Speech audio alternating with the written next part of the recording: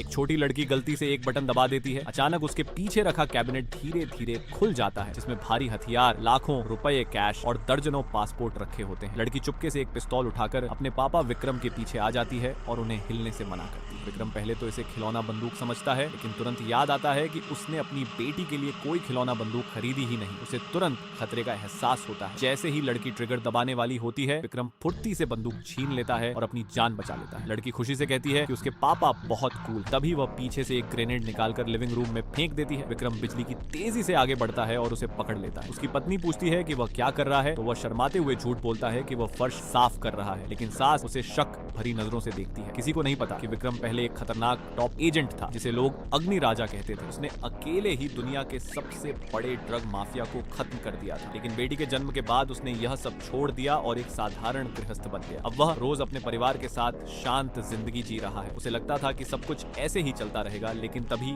एक अचानक phone call सब कुछ बदल देती है। उसे पता चलता है कि उसकी साली मुसीबत में है। पूरा परिवार तुरंत टैक्सी लेकर एक बार पहुंचता है। जब साली के साथ बुरा होने वाला होता है, तभी विक्रम समय पर पहुंचकर उसे बचा लेता है। साली बंधी हुई होती है। पत्नी और सास उसे बचाने दौड़ती हैं, लेकिन गुंडे उन्हें रोक लेते हैं। गुंडों का बॉस राकेश चिल्लाकर कहता है कि साली ने उसकी महंगी शराब तोड़ दी है और अगर उसे छुड़ाना है तो 8 लाख रुपए देने होंगे। साली गुस्से में कहती है कि उसने कुछ नहीं तोड़ा। वो अपने दोस्तों के साथ कमरे में थी, लेकिन ये लोग जबरदस्ती अंदर आकर मार पीट करने लगे और उसे अपमानित किया। ये सुनकर विक्रम को ब्लैक ड्रैगन गैंग की याद आती है। कुछ साल पहले उसने अकेले ही इस गैंग के मुख्यालय पर हमला किया था और उनके सरगना को घुटनों पर ला दिया था। उस समय उनके बॉस ने कसम खाई थी कि वह दोबारा कोई गलत काम नहीं करेगा, वरना अपने हाथ खुद काट देगा। विक्रम आगे बढ़कर कहता है कि वह उनके बॉस का पुराना दोस्त है, इसलिए उसकी साली को छोड़ दें, लेकिन उनका बॉस राकेश उसकी बात पर विश्वास नहीं करता। वो उसे डरपोक और बीवी से डरने वाला आदमी समझता है और उसका मजाक उड़ाता है। अब विक्रम समझ जाता है कि ये लोग बातों से नहीं माने। वह अपनी पत्नी, सास और बेटी को बाहर जाने के लिए कहता है